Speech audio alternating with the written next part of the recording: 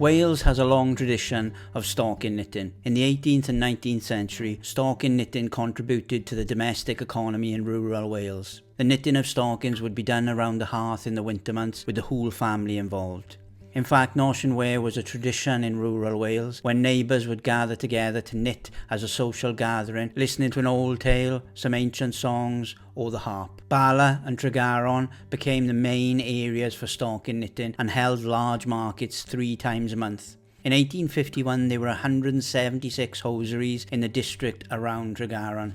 Gwlana wool gathering is another old Welsh custom. Groups of women would follow drovers or walk along routes known as Llwybrau Gwlana, woolen paths. They gathered the scraps of fleece from the fields and hedgerows, constantly bending and reaching and plucking every piece of precious wool. The women would stop at farms along the way, exchanging shelter, food and local news for odd jobs. If they were lucky, the farmer would have saved a fleece for the women.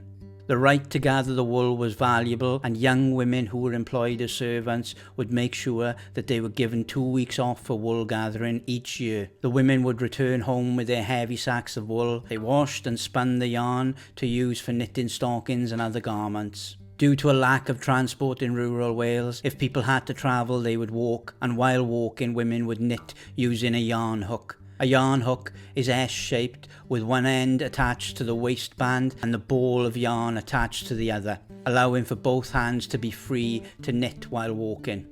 In 19th century Cardiganshire, women would carry peat from the mountains to use for fuel. They carried up to 27 kilograms of peat in baskets on their backs, leaving their hands free to knit as they walked. Women were also known to knit on their way to chapel, but would stop before they entered the sacred ground. Knitting needle sheaths were worn on the right side of the body at an angle to hold the bottom of the knitting needle, leaving the left hand free to work the yarn on the other needle. The sheath would hold the weight of the wool and prevent the hooks from falling off the knitting needles. A Welsh custom is to give knitting sheaths as love tokens. These were skillfully and elaborately carved by a suitor to give to their sweetheart. These are generally carved from wood, but there are examples made from ivory and metals.